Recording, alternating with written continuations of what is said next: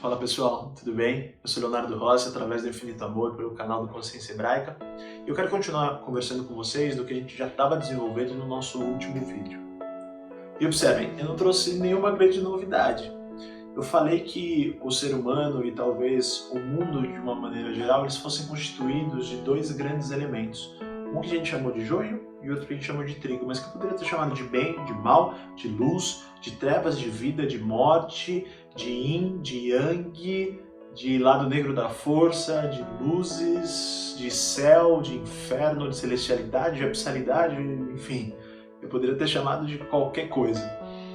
E porque não é algo novo que eu trouxe, porque não é algo atestado pontualmente por mim.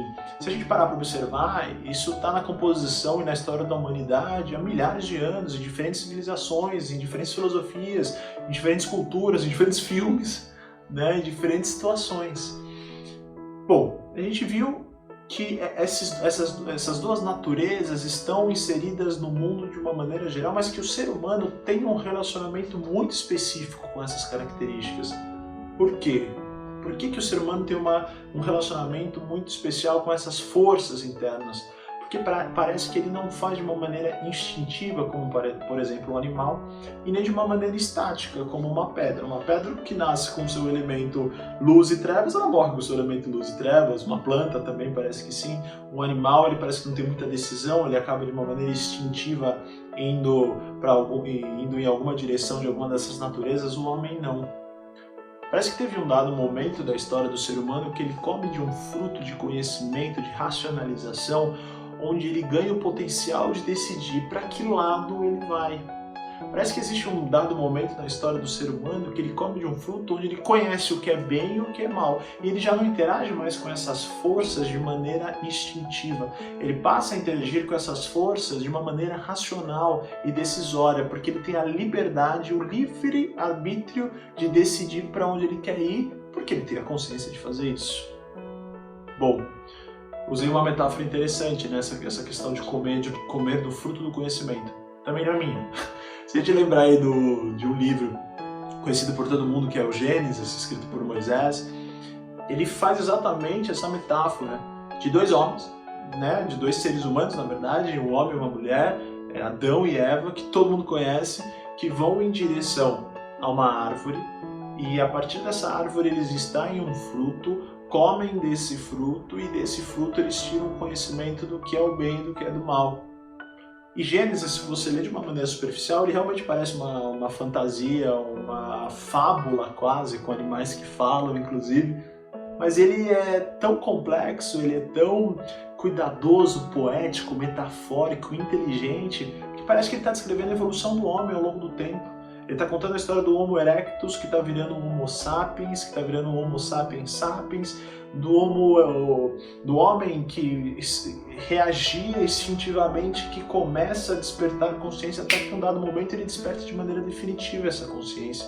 E ele começa a decidir, ele começa a se relacionar com o bem e com o mal dentro dele de maneira livre e espontânea. Eu sei o que eu estou fazendo, e eu vou por aqui, ou eu vou por lá. Mas aí vocês devem estar se perguntando e me perguntando, beleza, Leão, show de bola.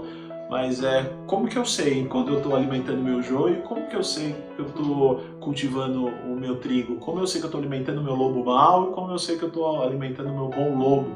Vence o lobo que eu alimentar mais, é outra metáfora. Bom, sejam sinceros com vocês mesmos. Não dá a sensação que a gente sabe, às vezes, o que nos leva para a vida e o que nos leva para a morte? Eu confesso também que nos dirigir simplesmente pelo nosso achismo é perigoso. Inclusive tem muita coisa, muito por conta da nossa cultura, da nossa sociedade, do meio que a gente está inserido, que a gente olha que parece tão ruim assim. E tem coisas que a gente olha que não parecem tão boas assim também. Mas, voltando nessa parte onde algumas coisas parece que a gente sabe, essa transmissão de conhecimento parece que se deu num dado momento de maneira oral mesmo, na tradição, no contar, numa tradição oral. Então um bisavô que chega para o seu neto e conta, olha neto, quando eu fui por essa direção, normalmente não deu muito certo, mas quando eu fui por essa direção, parece que alguma coisa dentro de mim dizia, nossa, muito bem. E alguma coisa em mim se conectava, eu sentia paz, eu sentia tranquilidade, eu sentia alegria, eu sentia amor, eu sentia sentimentos de luz. Ao mesmo tempo que quando ele ia em outras direções, ele sentia que alguma coisa não agregava, alguma coisa não se encaixava, alguma coisa não estava justa, alguma coisa não estava justificada. Bom, Deus é tão legal com a gente, Ele é tão parceiro, que Ele nos entrega um manual de instruções, diretamente. Ele dá um livro, que primeiro é transmitido de maneira oral e depois de maneira escrita, com um monte de segmentos e com um monte de regras e um monte de características que se você vai por esse lado, você encontra a vida. E se você vai por esse lado, você encontra a morte. Mas Deus nunca quis que essa lei tivesse sido escrita num papel, ou que tivesse sido desenhada numa pedra, escrita numa pedra. Ele sempre quis que essa lei tivesse no nosso coração. Ele nunca quis que essa lei fosse um compulsório dever. Ele sempre quis que essa lei fosse um livre e desejoso querer. E o ser humano, ele tem uma capacidade imensa de onde ele colocar a mão. Ou ele tem uma mão de Midas e transformar em ouro, ou ele tem uma mão podre e estragar. E o ser humano tocou na lei, que é o que a gente chama, esse manual de instruções que a gente chama de lei. Ele, em um dado momento, ele toca na lei e alguns sim transformam ela em ouro e conseguem intuí-la e vivê-la, pelo menos parcialmente. Mas muitos a tocam e a apodrecem. E a vivem como uma regra, como uma imposição. E sabe qual a consequência disso? Isso acabou se tornando um ato hipócrita, externo, mentiroso, pesado, enfadante, complicado, impossível, desgastante. E essas pessoas, elas não se limitavam a viver essa frustração sozinhas. Elas faziam de conta que faziam bem e ainda transmitiam para as outras e apontavam nas outras que as outras não estavam conseguindo fazer. Ou seja, ela estava na pedra, ela estava no papel e Deus sempre quis que estivesse dentro. Ao mesmo tempo, essa lei ela nos dá um grande presente. Através dela, é dada a formação de um homem que nos entrega de uma maneira muito amorosa o espírito dessa lei. Um homem que vive de maneira livre, espontânea e amorosa o espírito dessa lei. É esse homem que é formado a partir dessa sequência de aparentes regras, de aparentes necessidades, de aparentes obrigações.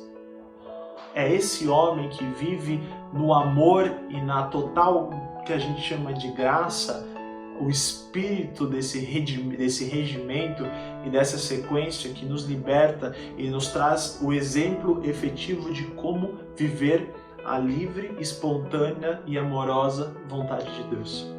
É sobre esse personagem que a gente vai desenvolver todos os nossos encontros a partir de agora.